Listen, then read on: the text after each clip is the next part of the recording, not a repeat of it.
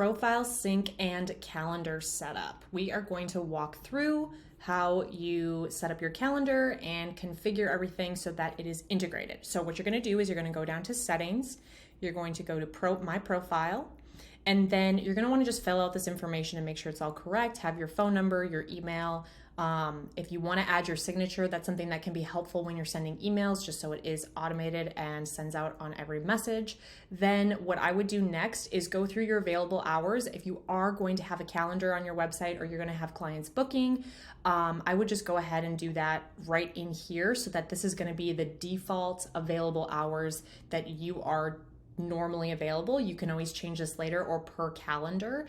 But, just come in here, set that up for what your availability is.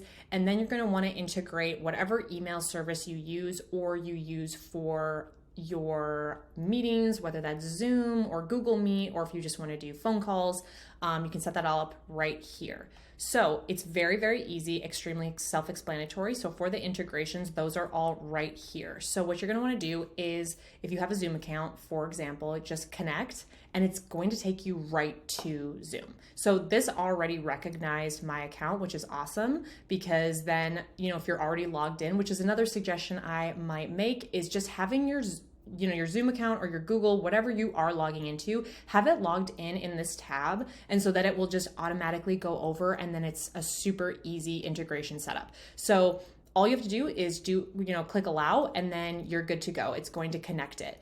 The other, for Outlook and Gmail and the other ones, it's really the same process. It's going to take you through here. It's going to ask you to connect whichever account you want to connect, and then it's going to connect it. Same with all of these. I'm not going to connect it because I am using a sample account and I have all of my stuff already connected on another account, but this is all very simple to integrate and connect. Sometimes you may have to log in, so just, know your password. But this is all very easy. So then the next thing you want to do is connect whichever email service you're using. Now, obviously there's only Outlook and Gmail on here at the moment. So that is all we integrate with right now. There are constantly updates coming out. So if you don't see your email provider, within due time, it will be available. For now, the only two-way sync that is available is going to be Gmail and Outlook. I would suggest everyone have a Google account of some sort anyway. So if you don't have one, now might be a good time to create one. And then Outlook also is very beneficial. If you want to use Outlook, this might be a good time to just create an Outlook account. So very, very simple, easy to connect. Once you connect all of your calendars and your emails, then you can go to calendars and you're going to be able to see them in the calendar setting. Now, these are some examples that I have created just so you can see what they kind of look like. So if I were to go into this calendar, I can edit each calendar as I wish. You can have as many calendars as you want. So if you prefer to have a calendar for different events, different types of services that you offer, that is available. Otherwise, if you want to just have one calendar for everything, that is also, completely up to you. So you can change things like calendar logo, calendar name, descriptions, things like that. You can add it to a group if you have a lot of calendars. It might be a little bit easier to organize. And then you are going to have to put a calendar name here. So come up with that, your meeting event title. This is just something that would be completely up to you. I would suggest using the contact's first name. Otherwise, if you do get crazy and you have a lot of customers coming in from different places, you might want to name this depending on where they're coming from. A client from Google, you might want to say Google first name, or Facebook first name. So if you want to get creative with that. Once everything is connected, you're going to see your meeting location pop up here. And that is going to be your Google Meet or your Zoom link meeting location, which you're going to find within those platforms. So you need to go into your Google Meet or your Zoom Meet and then find your meeting location and then copy and paste that link right here. And that's all you have to do for that part of it. Now, this is where availability, if you want to edit your availability per different calendar that is going to be different from the default of what you put in your profile, you can do that here. Or if you only want to be available on Tuesdays and Thursdays, for example, for specific things, you can do that here. You can set up recurring meetings as well. You're also going to want to set up your meeting interval time. So this is just going to be, it has an explanation here as well, but this is just going to be the time that you actually want the meeting to be. So this, this is going to be reflect the amount of time that the booking slot shows. So if you want your appointments to show that you're available, for example, this says 8, you want it to show 8, 8:30, 9, 9:30, 10, 10:30, so on, then you can do that. It's more common to do per hour, so per 1 hour, so it's just going to show 8, 9, 10, 11, and so on. The meeting duration, how long is the meeting? Let's just put 1 hour for the sake of the example. And then how long do you want a notice for scheduling? I would normally say if you're not going to be getting notifications, I would say at least 1 day would be appropriate. But if you're someone who is constantly getting the notifications, you're on your phone, you're checking this frequently, you could do as little as 1 hour or whatever you feel comfortable with. The date range, this is just how far out do you want your clients to be able to schedule to. I would always suggest not doing longer than 2 months, just because it's not necessary to have that much availability. But again, completely up to you how long in advance you want people to be able to book.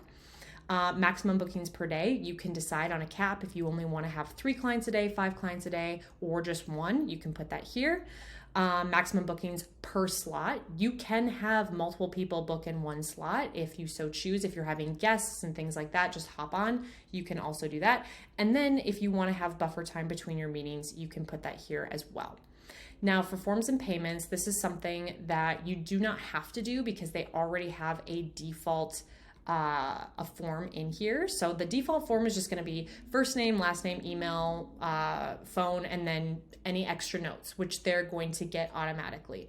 But if you want to make your own specific form, which we will go over later, you can have a specific form asking specific questions before someone gets on the call. And then, you will know the answers to whatever those specific questions are before your customer jumps on.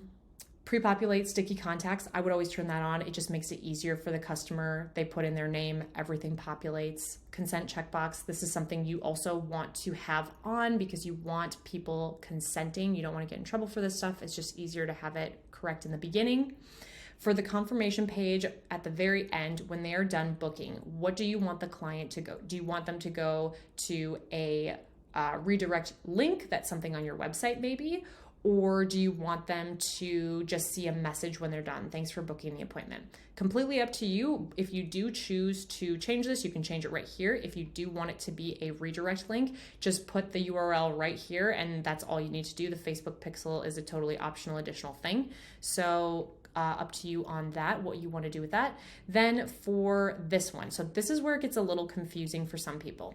So for the acknowledgement email, this is going to be to the contact, right? So who should receive this notification?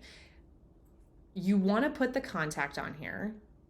And what I would also do is I would also allow Google Calendar to send an invitation update.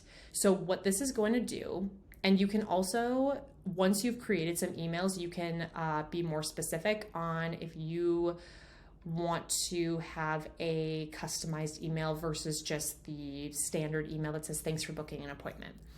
For the calendar invite from Google, this is really helpful because if you've ever gotten an invite from someone that it automatically sends a calendar invite, it says accept, decline, maybe, and then it actually adds it to your calendar, which is extremely helpful. So I would always leave this on, and this is going to send out the Google Calendar automatic invite. So always leave that on. It's something that's really nice to have, and then it just shows up on the person's calendar, which is really, really nice.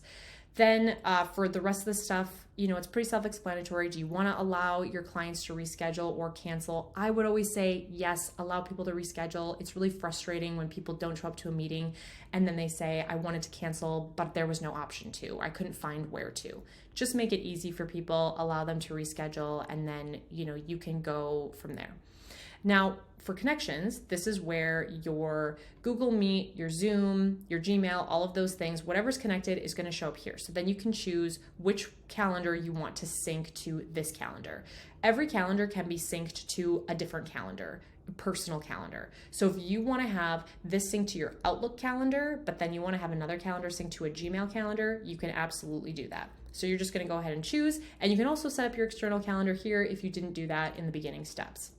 For customizations, this is a newer update, so it is actually really, really nice.